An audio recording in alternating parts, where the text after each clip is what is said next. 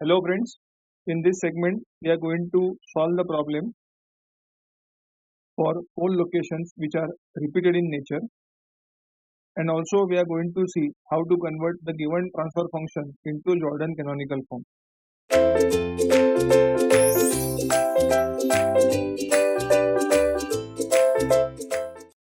Let us take an exam problem. Y of s upon u of s is equal to s plus 3 upon s plus 1 the whole square into s plus 2.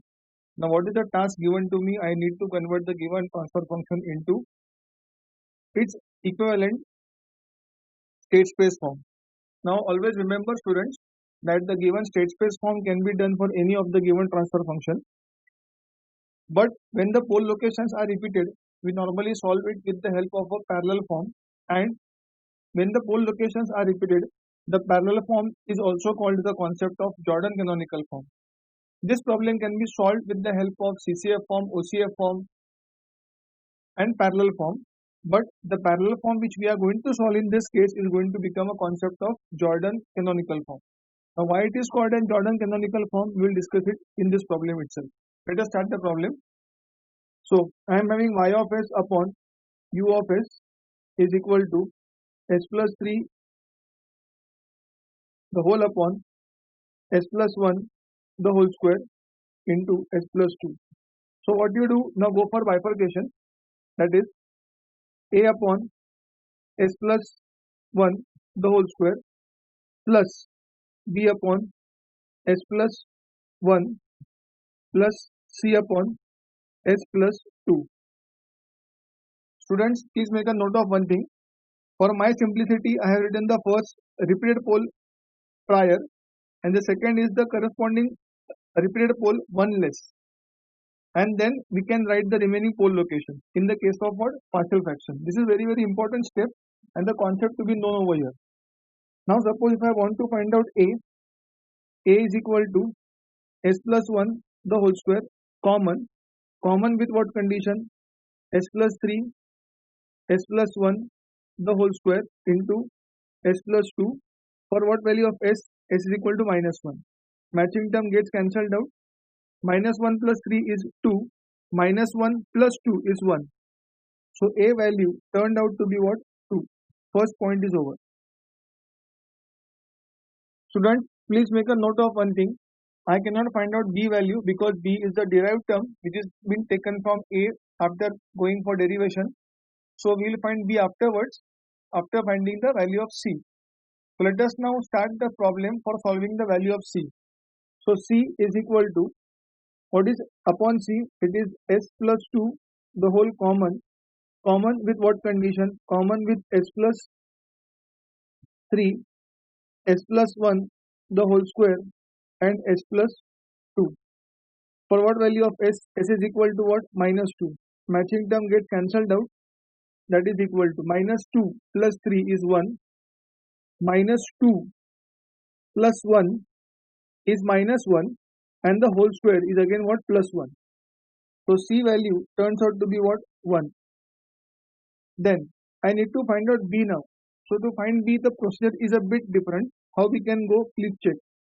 It becomes s plus 3 the whole divided by s plus 1 the whole square s plus 2 is equal to a was 2 upon s plus 1 the whole square plus b I need to find out s plus 1 plus c is 1 upon s plus 2.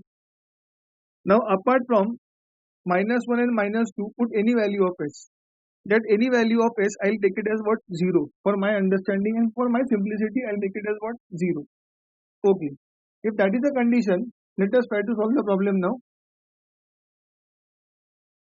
So 0 plus 3 is 3 upon 1 square is 1 into 0 plus 2 is how much? 2. That is equal to, it becomes 0, 1 square 1. So 2 plus b as it is no change plus 1 by 2. Okay. So I got this value. Let us proceed further. So 3 by 2 is equal to 2 plus b plus 1 by 2. So this becomes 3 by 2 is equal to 2 plus half becomes 2.5 means 5 by 2. 5 by 2 plus b. So therefore what is the status? B becomes equal to 3 by 2 minus 5 by 2.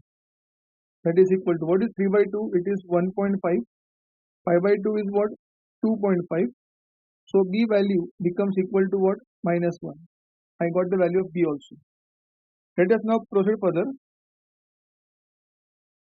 So y of s upon u of s is equal to a was 2 upon s plus 1 the whole square minus 1 upon s plus 1 plus 1 upon s plus 2. Cross multiply this u of s on the RHS part. Y of s is equal to 2 common with u of s upon s plus 1 the whole square minus u of s upon s plus 1 plus u of s upon s plus 2. So I'll take this expression as x1 of s, this expression as x2 of s, and this expression as x3 of s. So therefore I'll get y of s is equal to 2x1 of s minus x2 of s plus x3 of s. If I take corresponding inverse Laplace transform, I get y is equal to 2x1 minus x2 plus x3. This completes my y status. Now next point. So as I have told you, I hope you remember, when there is a pole locations repeat, the highest pole location is divided by the corresponding its own one pole less location. Means what? My x1 of s was given to me in the form of u of s upon s plus 1 the whole square. What is the corresponding one pole location less? It becomes x2 of s is equal to u of s upon s plus 1. So now what happens? This get cancelled out, square part and this part also get cancelled out. What is left out with you? You are left out with x1 of s upon x2 of s is equal to 1 upon what? S plus 1. So therefore now what you do, cross multiply, you will get x1 of s the whole common s plus 1 is equal to what? X2 of s. Expand and directly write the answer. It becomes x1 dot is equal to minus x1 plus x2. x1 dot is equal to minus x1 plus x2. Now let us go for x2 of s. x2 of s is equal to u of s upon s plus 1. Cross multiply and check what is the answer. It becomes x2 dot minus x2 plus u. Last condition, x3 of s is equal to u of s upon s plus 2. That implies this. So if you cross multiply, you will get x3 dot is equal to minus 2 x3 plus u. I got this expression ready over here. Let us summarize all the four expressions that we have got so far. First was x1 dot is equal to minus x1 plus x2, x2 dot minus x2 plus u, x3 dot minus 2 times x3 plus u, and y is equal to 2 x1 minus x2 plus x3. So I got 4 expressions over here now. Now let us start the modeling part. So modeling part will be having x1 dot, x2 dot, x3 dot.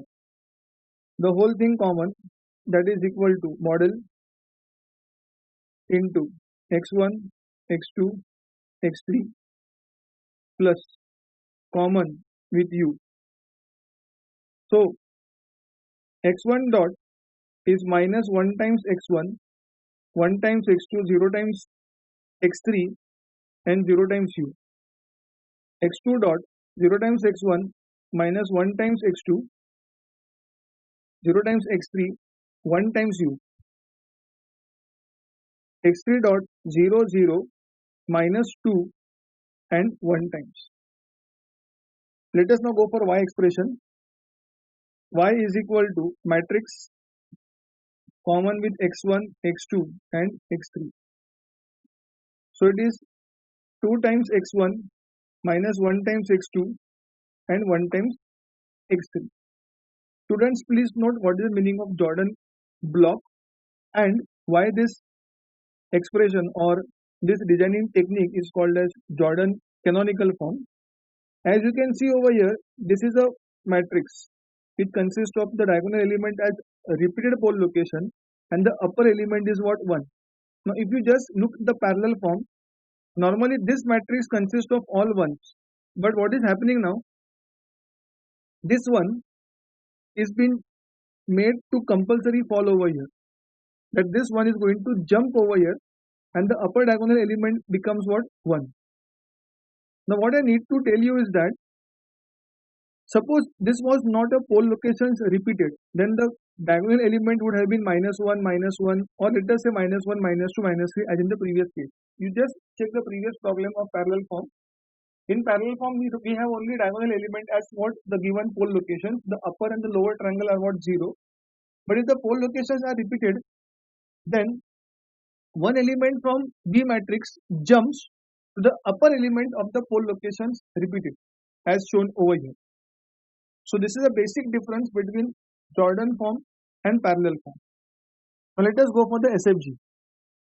I'll write the matrix over here once again for my reference. X dot is equal to matrix into x plus matrix into u. Y is equal to matrix into x.